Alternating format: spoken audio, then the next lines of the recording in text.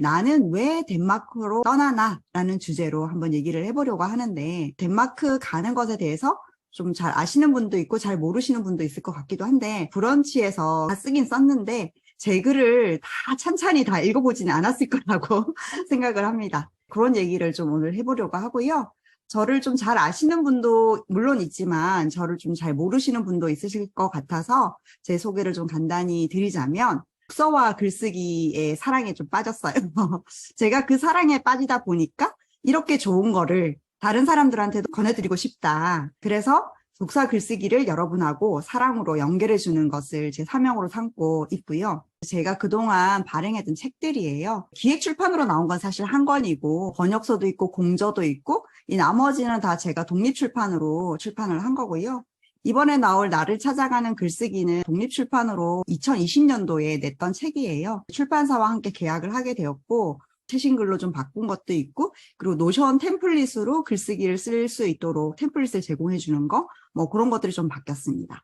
그리고 계속 우리가 나를 찾아가는 글쓰기 수업에 대한 얘기도 했는데, 수업을 듣지 않더라도 혼자 책을 보고도 스스로 글을 쓸 수 있도록 가이드를 해주는 그런 책이다라고 보시면 될 것 같아요. 어린 시절부터 일기를 많이 썼어요. 근데 제가 감히 작가가 될 수 있을까? 항상 그런 생각을 저는 해왔던 것 같아요. 우연히 브런치 작가가 되었고, 브런치 작가가 되면서 좀 제 삶이 바뀐 것 같아요. 그래서 브런치 작가가 되고 나서 생각을 해보니까, 글쓰기는 수호천사처럼 제 옆에서 항상 선택을 기다리고 있었는데 제가 그걸 몰라봤던 것 같아요. 브런치 작가를 통해 가지고 적극적으로 글쓰기도 하고 글쓰기 수업도 하고 책도 내고 이런 즐거움을 많은 사람들과 함께 누리려고 이런 모임도 하고 이런 나차시도 하고 여러 가지 이벤트를 하고 있고요. 여러 가지 모임을 많이 만들었다가 다 접고 간단하게 독서와 글쓰기만 하고 있습니다. 제가 왜 덴마크로 떠나게 되는지, 제가 7월 말에 떠날 예정이에요. 이제 거의 한 달 남았고, 조금 90%는 행복하고요. 10%는 약간의 걱정이 있습니다. 혼자 해외에 가서 잘 할 수 있을까? 그런 두려움도 살짝 있기는 한데, 항상 잘 살아야 되는 건 아니잖아요. 우리 인생은 실수도 하고, 완벽하지 않아도 괜찮기 때문에, 그냥 즐겁게 놀다 오자. 그런 마음으로 지금 준비 중에 있습니다. 덴마크에 가게 된 게 시작은 나차글이었어요. 제 나차글 수업을 들었던 사이비님이 계셨는데요. 심화 과정도 3기까지 하다가 수강생이 많이 모이지 않아서 제가 접은 과정이 있는데, 이분은 나차글 7기도 하고 좋으셔서 심화 과정 1기로도 참여를 해주셨어요. 그분이 쓰신 과제 글에 이런 내용이 있었어요. 본인이 20세에 돌아가게 되면은, 이분은 30대였는데 폴케 호이스 콜레를 선물해주고 싶다, 이런 글을 쓰셨더라고요. 그래서 그곳에서는 뭐 괜찮아, 너는 충분히 잘해왔고 잘할 수 있어, 너에게는 너의 삶을 살아갈 수 있는 충분한 힘이 있어, 이런 말들이 피부로 느껴지는 경험을 할 수 있지 않을까라는 글을 썼더라고요. 이 폴케 호이스 콜레가 뭐예요? 제가 여쭤봤어요. 그리고 찾아도 봤겠죠. 제가 합평도 해드려야 되니까. 이분이 하시는 말씀이 삶을 위한 학교라는 책에서 나왔는데 그 책을 읽고 저는 이게 가고 싶었어요, 그러더라고요. 그래서 제가 삶을 위한 학교라는 책을 얼른 샀습니다. 책 사는 건 다 좋아하지만 다 읽을 수가 없잖아요. 그래서 책장에 고이 모셔놨죠. 이 글을 제가 본 게 2년 전이잖아요. 2021년 9월에 이야기를 듣고 책을 바로 샀거든요. 그 책을 읽은 거는 2022년 2월, 작년에 책을 읽게 되었어요. 이것도 제가 하도 책을 사놓고 안 읽어가지고, 제가 또 한때는 또 독서 토론도 했었거든요. 원데이 독서 토론. 그래서 원데이 독서 토론이 아니라 이건 서평으로 쓰는 글쓰기라는 또 다른 수업을 했었어요. 그때 저희 과제 책으로 선정을 해가지고 다른 분들도 이 책을 읽고 싶다 하셔가지고 이 책을 읽고 독서 토론을 했습니다. 그래서 이 책을 읽어보니까 폴케 호이스 콜레라는 내용이 나오고, 이 책은 일본 분이 쓴 것을 번역한 책인데요. 그 일본 분이 호이스 콜레가 무엇인지, 그리고 다녀온 사람들의 경험담, 여러 가지 덴마크에 대한 이야기, 에 대해서 썼는데 이 책이 나온 지가 꽤 됐어요. 지금은 절판이 된 것 같아요. 사이트에 없더라고요. 되게 오래된 책이고 되게 재미도 없어요.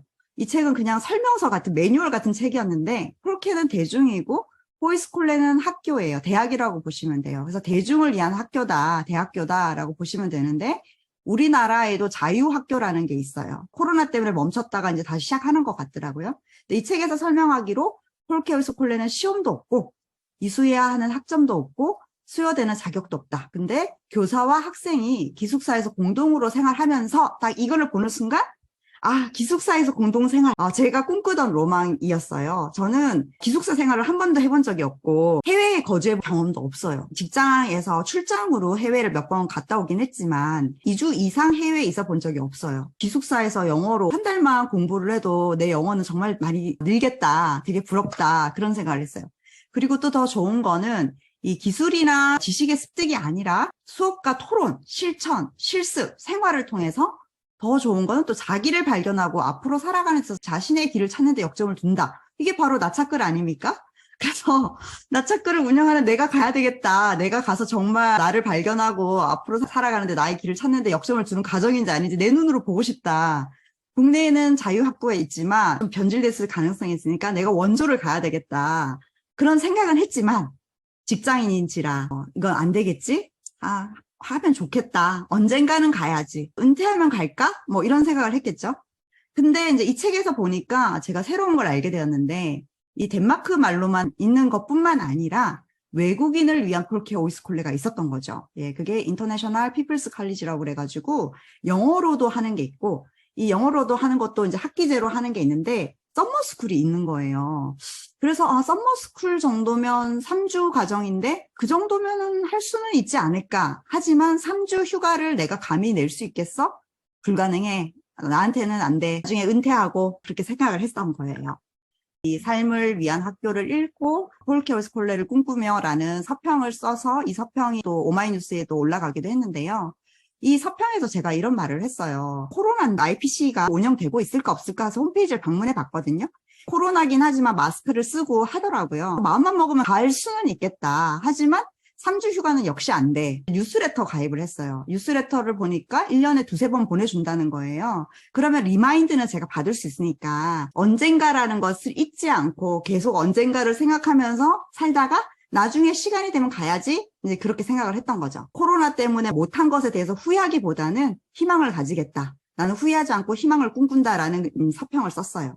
결정적으로 계기가 생긴 거예요. 그 계기가 뭐냐면 제가 작년 6월에 엄청 힘든 일을 겪었어요. 터널 속에서 방황 중입니다. 그 힘든 일이 뭔지라고는 그때는 쓸 수가 없었죠. 결과가 나오기 전이었으니까. 작년 3월에 스페인 여행을 가려고 예약을 했었어요.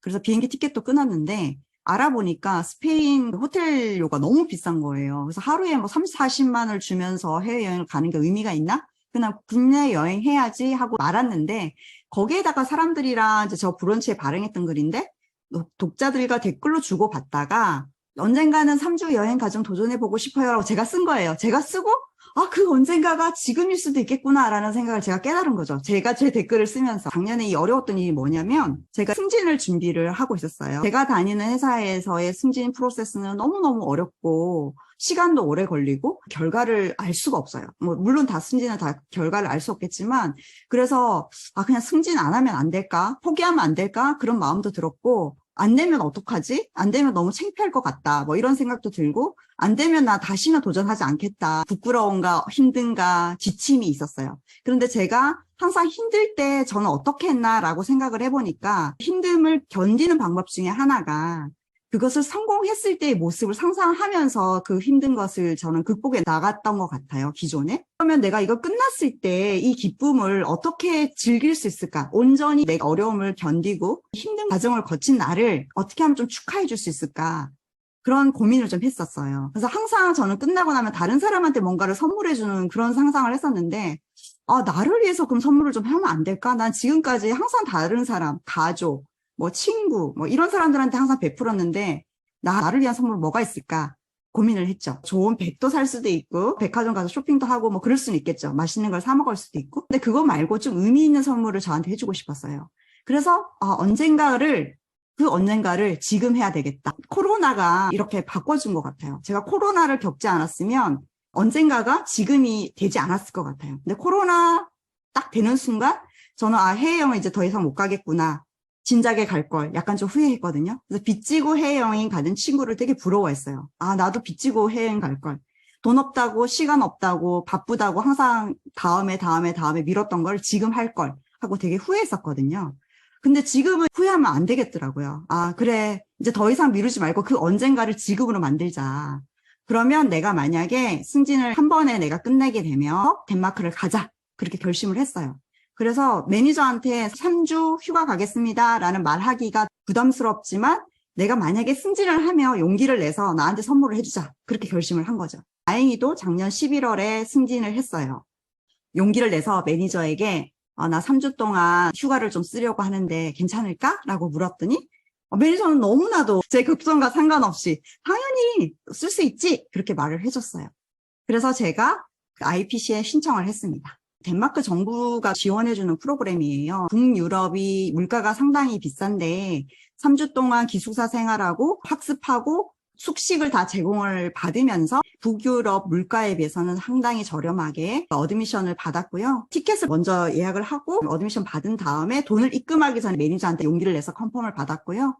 매니저가 오케이 했기 때문에 제가 돈을 입금을 했습니다. 천천히 해도 되는데 제가 또 마음이 변할까 봐 티켓이랑 모든 걸 다 예약을 했어요. 제가 취소하지 않으려고. 작년에 모든 걸 다 끝냈고 올 초부터는 기다리고 있는 상황이었는데 생각보다 시간이 너무 빨리 가더라고요. 한 달 후에 가게 되었고요. 브런치도 물론 하고 있지만 블로그에는 좀 더 편하게 글을 쓰고 있는데 제 블로그에 덴마크 한 달 살기라는 카테고리를 만들었어요.